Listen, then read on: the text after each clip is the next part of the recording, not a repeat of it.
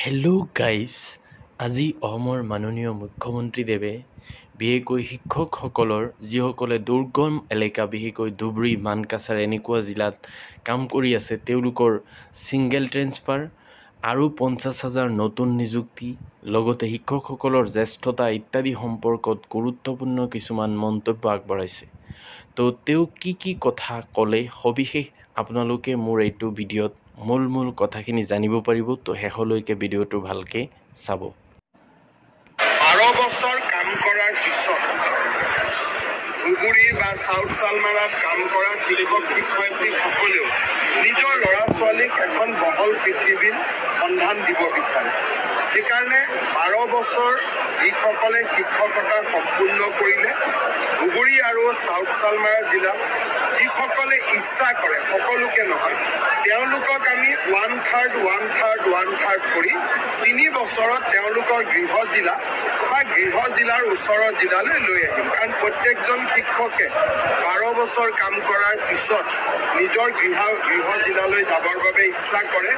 গতিকে তেওঁলোকৰ বহুদিনীয়া দাবী এটা আমি সমাধান কৰিম।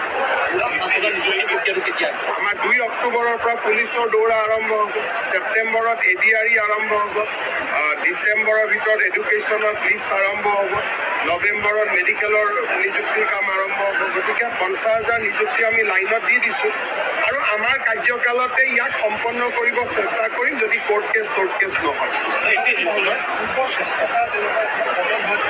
জ্যেষ্ঠতা কাৰো নাই, জ্যেষ্ঠতা থাকিব। তেওঁলোকতো মই আজি ক'লোৱেই যে জ্যেষ্ঠতাৰ ভিত্তিত এতিয়া তেওঁলোকে হেডমাষ্টাৰো হ'ব পাৰিব। মইতো তাতে আমি জ্যেষ্ঠতা কৰ্তন কৰা নাই।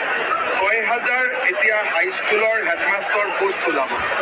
শিক্ষকসকলেও তাত জ্যেষ্ঠতাৰ ভিত্তিত আবেদন কৰিব পাৰিব আৰু তেওঁলোকৰ জ্যেষ্ঠতাটো ক'তো কমি নাথাকে। কাৰণ যি স্কুলত আছিলে সেই স্কুলতে আমি তেওঁক নিযুক্তি দিছোঁ। গতিকে সেই স্কুলত ছিনিয়ৰিটিত তেওঁ যিমান নম্বৰত আছিলে সেই নম্বৰতে তেওঁলোক ছিনিয়ৰিটি কৰ্তন হোৱাৰ কথাটো অহাই নাই।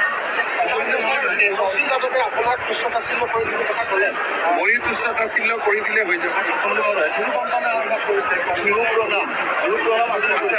মানে কোনো আপত্তি নাই, কিন্তু এইটো ইলেকশ্যনৰ আগত হ'ব নালাগে। এই যে গুৰু বন্দনা, এই গুৰু বন্দনাটো তেওঁ আজি ইমান দিন কৰিয়ে থাকিব লাগিছিল। ইলেকশ্যনৰ আগত কৰিলে মানুহে